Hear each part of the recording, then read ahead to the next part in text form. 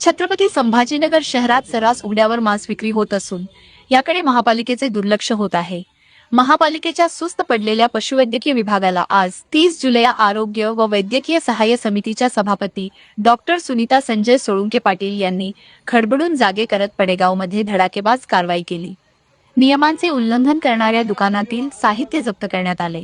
यानंतर नागरिकांच्या आरोग्याच्या दृष्टीने अन्न सुरक्षा आणि स्वच्छता राखण्यासाठी अशा विशेष तपासणी मोहिमा यापुढे नियमितपणे सुरू ठेवू असे मनपा पशुवैद्यकीय विभागाने स्पष्ट केले आहे।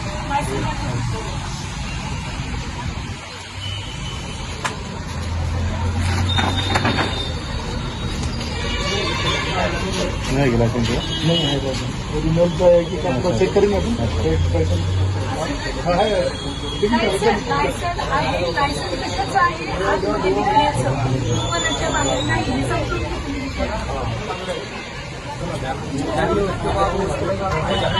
हां लायसन काढते वैसे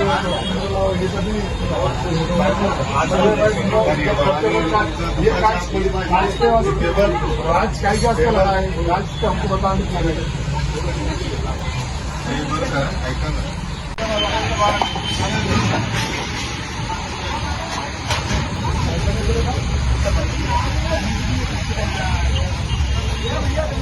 जल्दी निकाल